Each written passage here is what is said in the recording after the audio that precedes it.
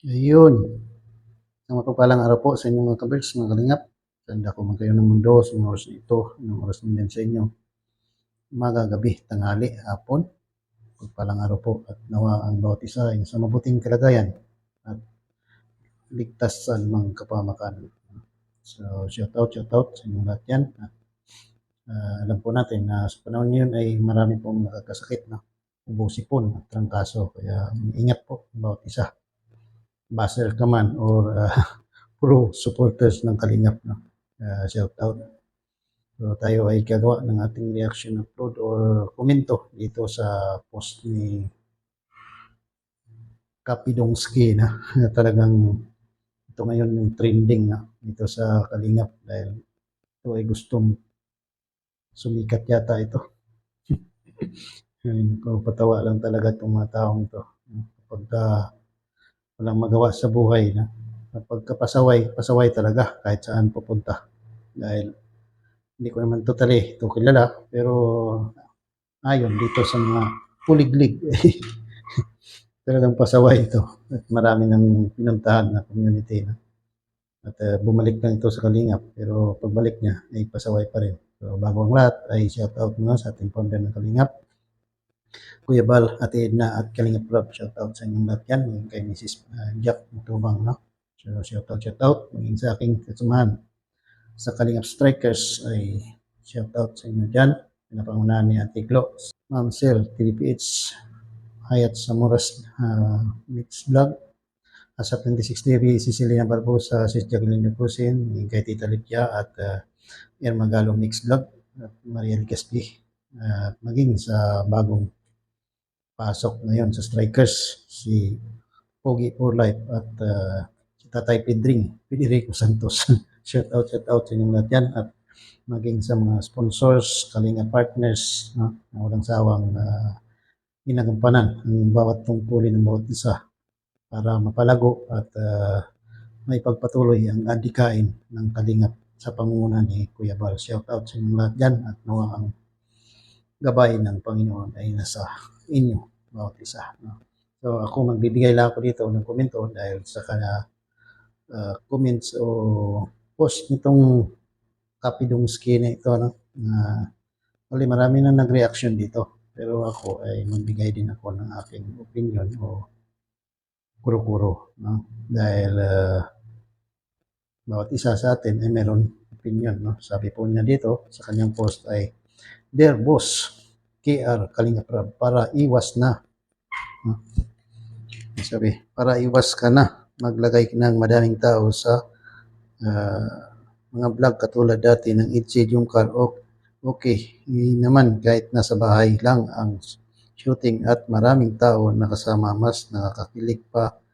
Galawang normal na lang. Sana hindi yung haba ng vlog di naman mikris ang napanood namin. Ibalik mo boss, yung mga dating vlog mo sa ILTI noon na kahit nasa bahay lang kayo nag-vlog ay maraming kinikilig at nanonood. At sa mga sponsors dyan, iwas na kayo magbigay ng for dinner or for snacks. Idagdag nyo na lang sa pabahay ni CJ. Tingnan nyo, nagsilakihan na ang mga kasama sa vlog.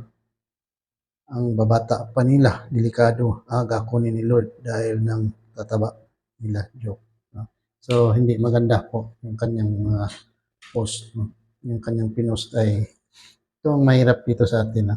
Tayo ay nakikisilong lang pero gusto natin ay yung atin pang gusto, yung masusunod, no? Pinapayuhan natin, nag-iisip ba tayo kung sino pinapayuhan natin? No? Dahil bago nilang gawin ang lahat na yan, ay mayroon yan plano o mayroon silang vision kung ano yung dapat nilang gawin. No? Tayo na nakikisilong dito, dapat ay mag-support lang tayo. Nag-content ka na nga, gusto mo, ay meron ka pang hinihiling na. Kumbaga, gusto mo pangunahan pa yung mga tao na nandoon na siyang nakakaalam kung ano ang dapat nila gawin para sa kanilang programa. Tayo na nakikisilong lang o nakiki-content, ay matalas pa yung kaisipan mag-advise. 'no? At ang masama dito, yung mga sinasabi mo ay hindi po yun nakakabuti, 'no? May pabaon ka pa, eh. Okey lang yung magkomento ka, bigay ka ng suggestion, pero yung may pabaon ka pang, parang pangungutya, abay, yun ang hindi maganda dahil naghahakot ka rin ng bashing. Hindi lang sa'yo, maging doon sa mga tao na, ah, nai-involve, 'no? Kagaya niyan sa Micris na 'yan, 'no? Tama nga yun, eh, maging si Mikoy aminado na yung, buzzer ng Kalingap ay nandiyan sa Micris, 'no? Maging si Kalingap busy, kaya nga dumami yung kanyang buzzer dahil din diyan sa Micris, 'no, na nakapagbitaw siya ng salita. So dito sa iyong post, Kapidongski ay talagang sablay, 'no. Dapat iniisip mo muna bago ka magkomento na kung yun ba ay mayroon, magandang naidudulot o naitutulong para sa programa ng Kalingap. Hindi yung pansariling pananaw mo lang at pansariling, ang tawag nito, maibsan yung inyong mga hinanaing o ninanais. Wala eh.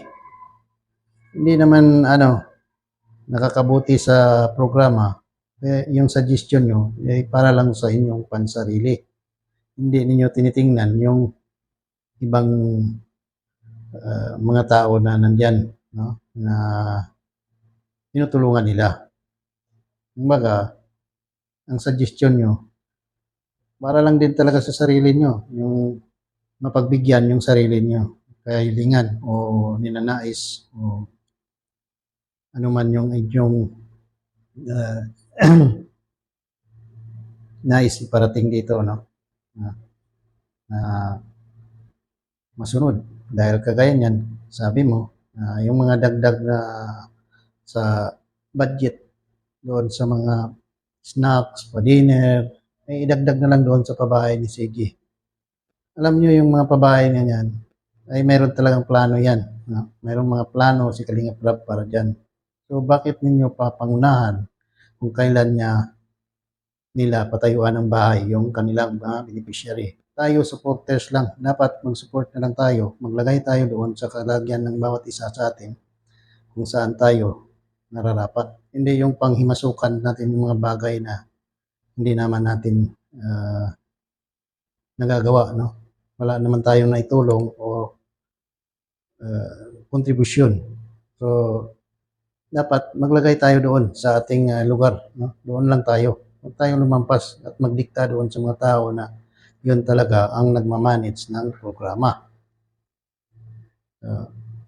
At dito ay talagang sablay, no? Kaya kung ako dito sa kalagayan mo, sobrang kahihiyan yung nabot ko dito. Dahil mismo si Kuya Val ay tila no, nag-react, no? Iba ang react ni Kuya Val dito sa post mo.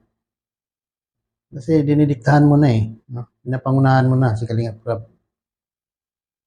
Parang wala kang respeto doon sa tao na siya yung gumagawa ng programa. O kagaya niyan, ang love team or pabahay ay si Kalingap Rab ang mayroong plano dyan, no? Tayo bilang mga supporters, kung mayroon tayong suggestion, okay, latag natin suggestion, pero wag na tayo magdagdag ng kung ano pa dyan na sablay. No? Suggest ka na wag na papadala yung mga sponsors doon para sa pa-dinner or pang snacks, no? Ay yung mga tao na yan ay maraming ginagampanan yan doon sa ginagawa nila ni Kalingap Rab. May kanya-kanya silang tungkulin kung kaya kinuha sila at nandyan sila. Tayo hindi natin alam kung ano yung papel na ginagampanan nila. Hanggang panonood lang tayo kung ano yung uploads. Yan ang nakikita natin. Pero behind the scene, hindi natin alam kung ano yung mga ginagampanan nilang papel para doon sa kay Kalingap Rab o sa programa ng Kalingap. Kaya dapat manood na lang tayo, no? At sumuporta. Kung mayroon kang pang-sponsor, kung sabagay, ikaw nga, nasa Hong Kong ka na, eh, may nabalitaan ako na nanghihingi ka pa ng sa sponsors, no? Hindi ko rin sure daw, nanghihingi ka daw sa sponsor. Kaya yan ay may daw, ibig sabihin na hindi ko sure dahil narinig ko lang din, no? Pero hindi ko na sasabihin. Basta yun ay narinig ko lang. Kaya sana huwag kang ganyan, no? At abot-abot yung kahihiyan mo dito sa pagpo-post mo na to dahil mismo si Kuya Bal ang pumuna sa iyo. Binigyan ka na ng pagkakataon. Sana ay maging maayos ka. Huwag yung dagdag ka ng kaguluhan. So, yun lang. At para sa lahat ay sana huwag natin tularan ito, dahil hindi maganda yan. Bilang supporters, maglagay tayo doon sa ating lugar na bilang supporters. At huwag tayo mag-Jollibee. Bagay, yung dyan sa Mikris ay maraming Jollibee dyan. So, yun lang. At sa iyo Kapidongski, ay pag-isipan mo yan, yung sinasabi ni Kuya Bal doon sa post mo. At ngayon, mas sikat ka na dahil pinasikat ka. No? Buong Kalingap, mga reactors ay nag-thumbnail sa iyo. Kaya sikat ka na. You get the prize na hinahanap mo. Sa ika nga. Kaya yun lang. At shout out sa bawat isa. At patuloy nating suportahan si Kuya Bal, Kalingap Rab, at panoorin ang kanilang mga uploads, premiere, lives, at iba pa, no? Para sa kanilang patuloy na pagsulong sa programa ng Kalingap, ang adikain ng Kalingap na matulungan ang ating mga kababayan na salat sa kahirapan. Kaya shout out sa lahat at maraming salamat sa mga followers, sponsors na walang sawang nagsusuporta sa adikain ng Kalingap. Lalo na kay Kalingap Rab at Kuya Wal. Patuloy natin silang suportahan at patuloy na ipagtanggol laban dito sa mga bashers na ginagamit ng Kalingap para lang kumita, pero sa kabila ng lahat ay sinisiraan. Kaya tuloy nating suportahan ang mag-ama at maging sa aking mga samahan.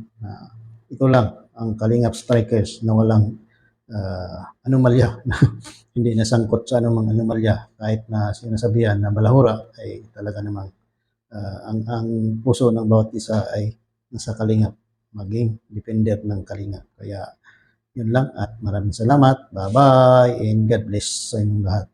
Jesus loves you.